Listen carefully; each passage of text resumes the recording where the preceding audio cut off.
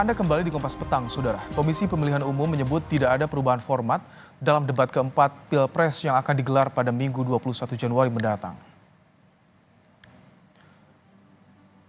KPU menegaskan skema atau format mencakup durasi atau waktu dan jumlah segmen akan berlaku seperti debat pertama hingga ketiga.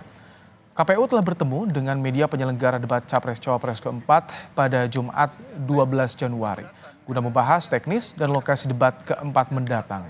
Saya menilai Anda tidak pantas bicara soal etik. Nah, kalau dari sisi waktu 150 menit, kemudian debatnya sendiri 120 menit, 30 menitnya untuk jeda iklan, itu tidak mengalami perubahan. Segmen debat juga ada 6 segmen, tidak mengalami perubahan sama sekali. Jadi kalau ditanya formatnya apakah ada berubah, apakah itu yang dimaksud format? Kalau itu yang dimaksud, tidak mengalami perubahan. Sebelumnya, Presiden Joko Widodo meminta format debat Pilpres perlu diubah. Jokowi menilai debat ketiga tidak mengedukasi masyarakat karena hanya didominasi saling serang personal antar calon presiden. Melihat substansi dari visinya malah tidak kelihatan. Yang kelihatan justru saling menyerang, yang sebetulnya nggak apa-apa, asal kebijakan. Saya kira akan banyak yang kecewa, sehingga debatnya memang perlu diformat lebih baik lagi, ada rambu-rambu. Debat keempat Pilpres akan diikuti calon wakil presiden dan berlangsung pada Minggu 21 Januari 2024. Tema yang diangkat antara lain pembangunan berkelanjutan, sumber daya alam, lingkungan hidup, energi, pangan, agraria, masyarakat adat, dan desa.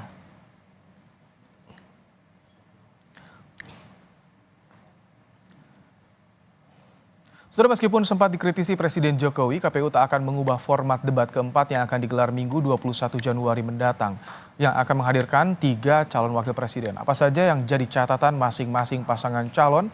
Kita akan bahas bersama dengan narasumber di Studio Kompas TV. Saudara sudah hadir Islah Bahrawi sebagai tim ses Ganjar Mahfud. Lewat sambungan virtual juga ada Wihadi Wianto, jubir tim kampanye nasional Prabowo Gibran, dan ada Triyono Lukmantoro, pengamat politik dari Universitas Diponegoro. Selamat sore, Pak Wid. Sore semuanya. Mas Triyono, Selamat sore. Mas Islah, selamat datang di Studio Kompas TV. Pak Wihadi, KPU sudah menetapkan format tidak akan diubah, meskipun sebelumnya ada kritik langsung dari Presiden Joko Widodo. Catatan Anda bagaimana? Tanggapan Anda seperti apa, Pak Wid?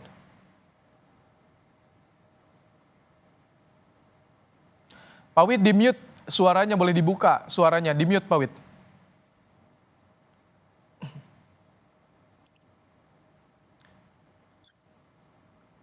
Baik, sambil saya menunggu untuk memperbaiki hubungan audio dengan Wihadi Wianto. Pak Wid. Sudah dengar nggak? Nah, ini sudah jelas, silakan. Bagaimana tanggapan Anda, Pak Wid? Ya, jadi saya kira kalau memang KPU tidak merubah format, bagi kami tidak ada masalah. Dan memang kalau kita melihat format yang diberikan KPU, kalau memang itu menjadi kesepakatan bersama, saya kira tidak ada masalah bagi kita. Kita ikut saja. Jadi kalau apa yang disampaikan KPU hari ini bahwa tidak akan dirubah, itu tidak ada masalah. Kalau catatan untuk perbaikan atau untuk penyelenggaraan debat selanjutnya berkaca dari hasil yang ketiga kemarin, seperti apa dari Anda, Pak Wid? Ya, saya kira begini, kalau kita melihat kemarin, itu tentunya yang perlu diperhatikan adalah mengenai masalah substansi daripada pertanyaan dan substansi daripada apa yang menjadi topik pada saat itu. Jadi kalau kita melihat serang menyerang atau mungkin mengenai masalah adu program, itu tidak akan muncul kalau yang namanya moderator tidak memberikan satu guidance terhadap permasalahan pertanyaan apa yang seharusnya pada topik itu. Nah, ini kan menjadi permasalahan-permasalahan yang sering kali ini berkembang kemana-mana, dan ini adalah menjadi saling serang secara pribadi. Dan ini saya kira tentu ketegasan daripada moderator dalam hal ini, dan juga panelis tentunya memberikan satu guidance terhadap permasalahan apa yang akan ditanyakan, dan itu adalah merupakan satu koridor pertanyaan, bukan pertanyaan yang ada suatu topiknya tetapi tidak pada topik itu tapi kemana-mana sehingga programnya tidak muncul dari situ. Jadi saya kira masyarakat juga menginginkan adanya program yang jelas dalam hal ini. Jadi saya kira itu adalah catatan di mana penyelenggaraan. Pada debat pertama dan kedua, saya kira moderator cukup tegas, tetapi kalau kita lihat di ketiga, moderator ini hampir tidak berfungsi. Nah, disinilah mungkin bukan formatnya, tetapi kalau kita lihat adalah bagaimana pelaksanaan di lapangan dengan moderator yang ada dan bagaimana pengguide daripada acara itu. Kalau format tidak masalah dari Anda, Pak Wid, bagaimana Mas Islah? Kalau Anda melihat format tak masalah, tapi ada guidance yang jelas, ada ketegasan itu yang dinantikan. Kalau dari Anda seperti apa? Ya, kalau saya kira begini ya, kalau soal debat pilpres, kalau kita melihat dari debat-debat pilpres yang ada di negara-negara demokratis pada tingkatan yang sudah sangat mapan, sebenarnya berkembangnya akselerasi dari forum itu kan memang tidak bisa dihindari sebenarnya. Ketika kita berbicara tentang pertahanan misalnya, sementara di situ ada Pak Prabowo sebagai Menhan yang juga sekaligus capres, lalu ditanya tentang penggunaan anggaran dan kemudian mengarah kepada persoalan etik, dari etik kemudian mengarah kepada kepemilikan lahan dan sebagainya. Ini kan sebenarnya akselerasi dari sebuah forum yang memang akan berkembang kemana-mana. Kalau kita lihat debat pilpres di Amerika misalnya, ketika persoalan-persoalan pribadi itu mulai disinggung-singgung, itu kan berkembang dari tema yang sudah diberikan sebenarnya. Berarti itu tergantung dari penanya, tergantung dari challenge yang disampaikan para kandidat? Ya, menurut saya ketika ditanya tentang satu hal, tapi kemudian jawaban itu tidak memuaskan atau memberikan jawaban yang tidak terlalu punchline terhadap pertanyaan, otomatis akan memancing penanya kepada satu hal yang tidak konteks memang. Nah, ini kan sebenarnya kalau kita mau menyalahkan mengapa kemarin sampai menggugat persoalan-persoalan pribadi yang dianggap pribadi sebenarnya, ini menurut saya ya karena kesalahannya satu ada di Pak Prabowo. Mengapa Pak Prabowo itu jawabannya selalu ngambang dan tidak menjawab pertanyaan. Kalau soal yang dikritisi format debat dari KPU kemarin sempat dikritisi oleh Presiden Jokowi, itu bagaimana Anda melihatnya? Ini menurut saya juga bagian dari hipokrisinya Pak Jokowi. Soal tanah itu kan juga Pak Jokowi melakukan hal yang sama di tahun 2019. Dan bahkan mengatakan menyinggung-nyinggung soal perlakuan tidak pernah melakukan pelanggaran HAM dan sebagainya yang dianalogikan kepada dirinya. Ini kan juga perbuatannya Jokowi tahun 2019.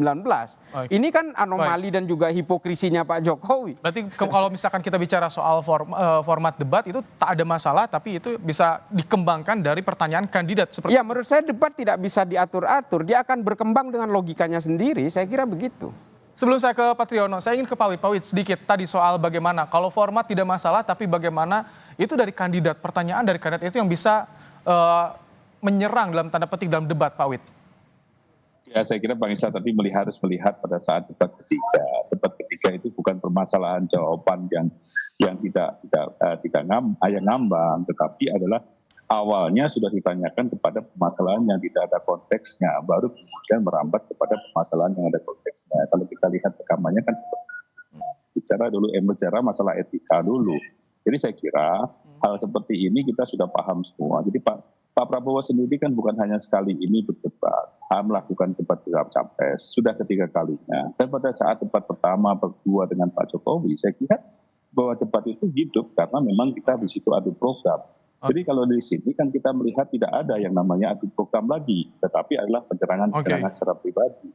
Jadi itulah yang menjadi motif berawal. Jadi kalau kita bicara program terus kemudian nyambung lagi kepada permasalahan yang ada, ya itu bisa. Kalau kita lihat rekamannya kan tidak begitu. Jadi saya kira ini sesuatu hal yang mungkin perlu ketegasan daripada moderator. Dan kalau kita lihat bagaimana seorang dua capres yang tektok kan dengan kata-kata yang saling menjawab yang tidak bermasalahan. Nah itu juga moderator harusnya tegas dalam hal ini. Jadi saya kira itu adalah sesuatu hal yang kalau kita bicara koreksi, demikianlah koreksinya. Baik. Mas Triyono, bagaimana Anda melihat pernyataan disampaikan oleh KPU? Ada kritik soal format debat agar dievaluasi, tapi diputuskan oleh KPU tidak ada yang diubah. Bagaimana Anda melihat soal ketegasan KPU ini? Iya, saya kira memang tidak ada yang perlu diubah. Jadi ketegasan dari moderator saya kira itu yang tadi banyak menjadi catatan, sorotan itu menjadi hal yang penting. Kemudian kesepakatan dari semua pihak yang terlibat dalam debat, entah itu paslon 1, 2, dan 3.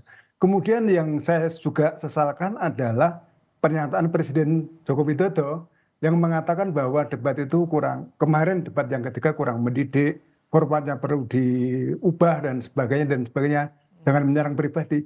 Ini akhirnya kesannya Presiden terlalu cawe-cawe, terlalu campur tangan terhadap hal yang sangat-sangat teknis, bahkan persoalan debat pun Presiden mengomentari. Saya kira itu nggak perlu. Dan itu orang kemudian secara preferensi pemikiran, wah ini pasti Presiden sedang membela satu calon tertentu misalnya. Dan itu tidak bisa dihindarkan, Mas. Menurut saya, sebaiknya Presiden tidak perlu berkomentar terlalu teknis untuk hal-hal seperti itu. Biarkan saja bahwa kemudian debat itu tidak bisa dikontrol, iya. Dan nanti yang mengontrol siapa? Moderator. Apa rujukannya? Kesepakatan. Dan nanti ya harus tegas seperti itu. Mas Tri, apakah bisa yang disampaikan Presiden Jokowi soal tidak mengedukasi itu bagian dari persepsi publik atau yang bisa dibaca oleh publik? Tapi tahan dulu Mas Tri. Sebelumnya kita akan melihat dulu, mendengarkan Kepala Staf Kepresidenan Muldoko, saudara angkat bicara soal Wakil Presiden ke-10 dan ke-12 Yusuf Kala, yang mengingatkan Jokowi tetap netral di pemilu 2024. Muldoko menganggap penilaian JK subjektif dan memastikan Jokowi netral dalam pemilu presiden. Kalau subjektif yang memperlakukan sebagai subjektif ya sulit melihat secara utuh begitu. Tapi kalau melihatnya secara jernih dari tataran umumnya ya itu yang berlaku. Kalau belum sudah punya subjektivitas dalam melihat sesuatu, pasti akan bisa-bisa salah dalam melihat itu. Pelayanan publik kita tidak ada mengesampingkan pihak siapapun. Nggak ada di dalam pelayanan publik, oh ini kelompoknya calon nomor 1, ini kelompoknya calon nomor 2, ini nomor 3, akhirnya pemerintah membatasi dalam memberikan pelayanan. Itu nggak netral. Mas Triono, sampai menjadi diskursus di ruang publik, Presiden, Istana, mantan Wakil Presiden juga berpendapat soal ini. Bagaimana Anda melihatnya, Mas Triono? Iya, saya kira kita juga harus tahu seseorang narasumber tertentu, Pak JK misalnya, dia itu mendukung siapa, gitu kan? Dan Yusuf Kala saya kira sudah belak-belakan, sudah secara transparan, secara terbuka mendukung Anies Baswedan. Selesai gitu, Mas. Jadi saya kira orang bicara pasti karena ada posisinya. Saya misalnya juga punya posisi tertentu sebagai pengamat, tapi apakah saya dijamin netral? Belum tentu juga, tapi saya independen gitu loh. Artinya apa? Jangan sampai ketika, misalnya dalam kasus debat ketika kemarin, ada yang performnya kurang bagus, kemudian diubah deh, gitu. Jangan sampai seperti itu, bahwa kemudian menyerang pribadi, coba dong. Moderator yang tegas. Nah, batas-batas pribadi itu apa juga harus diklarifikasi misalnya. Jangan sampai kemudian kita seakan-akan semua hal dikembalikan pada persoalan pribadi. Katakanlah kepemilikan aset dan sebagainya. Seharusnya itu dijawab dengan mudah oleh Pak Prabowo bahwa ini aset saya tahun sekian, statusnya seperti ini, dan kemudian soal data alutsista dan sebagainya yang katanya rahasia, sampaikan gitu loh. Kerahasiaannya di mana, sampai sebatas mana dan sebagainya. Itu yang saya kira untuk Pak Wihadi ya. Semoga nanti Pak Prabowo juga tahu dan Gibran juga tahu batas-batas mana yang rahasia dan bukan rahasia. Oh, dari Anda? Batas-batas mana yang menyerang dan tidak menyerang gitu. Sebelum Pak Wid, Mas Islah, kalau dari Anda soal batas-batas pribadi yang disampaikan dalam debat itu bagaimana? Mas Islah? Ya, saya kira memang tidak ada batas-batas pribadi kecuali pribadi yang sifatnya sangat pribadi, yang itu pun bersifat tidak boleh dikonsumsi publik. Kalau persoalan-persoalan kepemilikan tanah, persoalan cawapresnya misalnya lewat jalur paman seperti yang dikatakan Anies, ini kan sebenarnya sudah diketahui banyak orang. Saya sebenarnya dengan Pak Jokowi mengkritik soal debat ini, Mas Baim, saya nggak kaget sih. Semua kan ingin di custom fit. Semua ini kan tailor made oleh Pak Jokowi. Kalau Pak Jokowi bisa melakukan customize konstitusi di MK saja, apalagi urusan debat, itu pasti juga ingin di customize. Kalau ketika debat kemarin masih masuk jalur koridornya, masih masuk seperti itu? Ya menurut saya masih biasa-biasa aja, itu nggak apa-apa. Itu juga dilakukan Pak Jokowi tahun 2019 kok. Nggak ada yang berpolemik soal itu. Pak Wid, bagaimana? Katanya sudah biasa-biasa saja dengan personal tersebut dan tidak ada yang sesuai koridor tentunya. Ya begini, kalau saya melihat format, saya katakan format tidak ada. Tetapi kalau kita melihat dari segi apa yang disampaikan, kalau kita melihat bahwa sudah disampaikan bahwa data yang salah data yang disampaikannya, data yang diberikan itu ada salah, kepemilikannya datanya juga salah. Kemudian 700 triliun barang bekas yang diberikan alutsista itu juga salah. Pak Prabowo juga mengatakan itu juga salah. Dan pada saat itu juga disampaikan juga bahwa itu adalah tanah yang memang merupakan tanah garapan daripada APH atau HPU yang disampaikan oleh Pak Prabowo. Tapi dari hal ini kalau kita melihat serangan pribadi, kalau Pak Prabowo mau menyerang pribadi juga, dia akan mengatakan, loh, tanah ini dulu saya buat untuk biayain kamu ke waktu maju ke gubernur DKI. Tapi kan Pak Prabowo nggak mengatakan. Kalau bantahan itu tidak disampaikan ketika debat, Pak Wid. Nah, itulah yang namanya Pak Prabowo itu seorang negarawan. Dia tidak mau mempermalukan orang di depan seperti itu. Kalau dikatakan seperti itu, buka-bukaan di situ. Kita bisa buka-bukaan di situ. Bahwa yang namanya tanah itu juga pernah digadekan, misalnya tanah yang lain dari Pak Prabowo digadekan untuk membiayai Anies, dan itu nggak dilakukan oleh Pak Prabowo. Dan kalau kita semuanya juga tahu bagaimana kalau Pak Prabowo mengatakan bahwa yang namanya dulu biaya yang ditanggung oleh Gerindra dan segala macam, nah itu kan tidak disampaikan. Nah dalam hal ini tentunya hal-hal pribadi yang sampai seperti itu kan tidak perlu kita ungkap. Nah, bukannya, Pak Wid, sorry, maaf, kalau misalkan bukannya tidak dibantah ketika di ruang publik dalam debat terbuka tersebut, apakah akan menimbulkan spekulasi di luaran sana? Spekulasi maksudnya apa dibantah? Iya tadi seperti banyak tuduhan dan bahkan menimbulkan diskursus di luar ruang debat, Pak Wid, kalau tidak dibantah saat itu juga misalkan. Nah sekarang kita lihatlah pada saat itu diberikan waktu 1 menit untuk seperti itu, apakah bisa dibuka semuanya? Di sini kan Pak Prabowo selalu mengatakan, ayo kita buka-bukaan di sini dengan data yang di luar kita ini. Tapi kita semuanya kan dibatasi. Nah, mungkin juga permasalahan waktu juga menjadi suatu hal yang perlu dipikirkan. Bagaimana seseorang bisa memberikan jawaban yang komprehensif dalam waktu 1 menit, dan kemudian menjawab kembali jawaban yang seperti itu dalam waktu 1 menit. Karena kita tahu data-data yang disampaikan Pak Prabowo justru ketika bertemu relawan ya di luar daerah, di Lampung seperti itu ya Pak Wid, tidak dalam ruang debat. Itulah. Jadi saya kira data itu kan kita sebenarnya tahu bahwa itu adalah permasalahan yang tidak bisa apple to apple dibandingkan dengan permasalahan rumah prajurit. Kalau kita bicara rumah prajurit, ternyata tidak 50% juga yang jual rumah prajurit. Itu semuanya adalah program daripada mantra-mantra yang ada. Sebenarnya perumahan daripada TNI. Dan perumahan TNI itu tidak dari 350.000 kebutuhan itu hanya kurang 100.000 dan itu selalu berjalan. Nah, ini kan sesuatu hal yang tidak bisa langsung konstan begitu saja kalau dibandingkan dengan tanahnya Pak Prabowo. Dan itu kan menyerang pribadi udahan gitu loh. Oke, ini debat keempat akan segera digelar di akhir pekan ini. Mas Islah, bagaimana nanti ke depan persiapan seperti apa yang dilakukan oleh Pak Mahfud? Apakah juga akan mempersiapkan soal serang-serangan? Seperti apa nanti? Saya kira tidak ada ya, seperti pada debat sebelumnya, Pak Mahfud selalu berusaha untuk memposisikan dirinya sebagai seorang Menko Polhukam, sebagai seorang akademisi, dan juga secara usia beliau jauh lebih senior dibanding yang lain. Ini selalu menjadi pegangan dari Pak Mahfud, bahwa Pak Mahfud tidak boleh terlalu agresif, tidak boleh terlalu ofensif, tapi juga tidak boleh terlalu defensif. Jadi Pak Mahfud betul-betul ingin menyajikan speak up with data, fight data with data. Jadi bukannya melawan data dengan tanpa data. Data Anda salah, tapi tidak memberikan data. Itu pragmatis nggak? Tidak terlalu ofensif, tapi tidak defensif, gimana itu? Pragmatis atau ya maksudnya itu? Ketika diserang, dia juga tidak terlalu bertahan juga. Dia pasti akan melakukan strike back, pasti. Tapi kalaupun dia harus menyerang orang, Pak Mahfud juga nggak mau. Karena Pak Mahfud juga harus memposisikan beliau sebagai seorang negarawan. Nah ini kan memang harus menjadi sesuatu yang menjadi seorang Pak Mahfud di dalam satu debat cawapres ini kan tidak mudah. Tipikal seperti Gibran, ini kalau terlalu ofensif dia akan playing victim, tapi kalau Pak Mahfud juga terlalu pasif dia akan ngelunjak.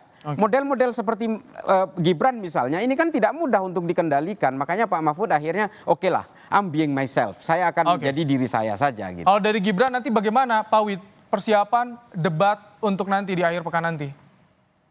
Saya kira Mas Gibran cukup belajar banyak, dan saya kira Mas Gibran juga kalau lihat dari penampilan pertama yang mungkin cukup mengejutkan semua pihak yang meremehkan, dan saya kira untuk kedua ini juga tentunya Mas Gibran tetap dengan apa yang ada di Mas Gibran yang mereka sangat-sangat menguasai permasalahan-permasalahan itu karena sebagai singkatan-singkatan masih akan ada nih.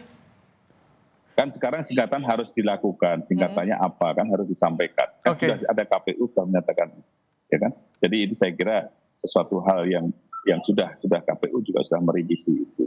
Oke. Jadi saya kira tidak ada masalah. Mas Triyono, ini kesempatan Cawapres terakhir debat menyampaikan ide dan juga gagasan apa yang bisa publik harapkan, bisa publik tunggu soal ini, Mas Triyono. Iya, saya kira ini adalah kesempatan pembuktian kedua. Gibran awalnya saya kira disepelekan. Atam sulfat lah, belimbing sayur lah, bocah ingusan apapun nama yang jelek, Paman Usman dan sebagainya. Tapi dia bisa membuktikan bahwa ukuran seperti tadi Mas Islah mengatakan, belunjak atau tidak, itu juga sama kalau kita kembalikan pada debat yang ketiga ketika Ganjar dan Anies menyerang Pak Prabowo. Itu kan kalau boleh dikatakan, loh, itu orang tua dan sebagainya. Sama Gibran. Gibran saya kira adalah generasi sekarang dan punya usia yang sangat jauh, senjang sangat jauh. Itulah, maka dia jadi sorotan. Cuma kalau saya pernah menulis juga, Gibran itu kan punya dua sisi. Kalau sehari-hari, dia tuh irit bicara. Ogah-ogahan gitu. Kalau dalam bahasa Jawa, aras-arasan. Oke. Jawab sekata, dua kata, dan sebagainya. Tapi ketika dia maju debat kemarin, wow, gitu loh. Dan itu kalau kita Prof Mahfud dan Muhaimin bagaimana, Mas Triyono? Ya, saya mengatakan Prof Mahfud mungkin menjaga diri, ya, menjaga bicara, dan saya yang kaget itu Pak Muhaimin Iskandar ya, Pak, bisa underperform seperti itu. Nah, ini yang biasanya Pak Muhaimin itu lincah ngomong, berani meledek dan sebagainya, cuma ngomong selepat saja gitu, dan akhirnya ya tidak satu. Tapi dipastikan eskalasi akan terus meningkat, tensi terus meningkat karena 1, 2, 3, 4 akan terus ramai seperti itu, Mas Triyono. Oh iya, apalagi yang ketiga kemarin, mungkin Gibran dalam tanda kutip nanti akan revenge. Oke. Mas Triyono, dendam untuk Pak Prabowo. Kita lihat aja nanti ya. Mas Triyono Lukmantoro, terima kasih pengamat politik dari Undip. Pak Wihadi Wianto, terima kasih jubir TKN. Mas Islah, tim sukses Ganjar Mahfud, terima kasih telah hadir di Studio Kompas TV. Terima kasih, sehat selalu Bapak-Bapak. Ya.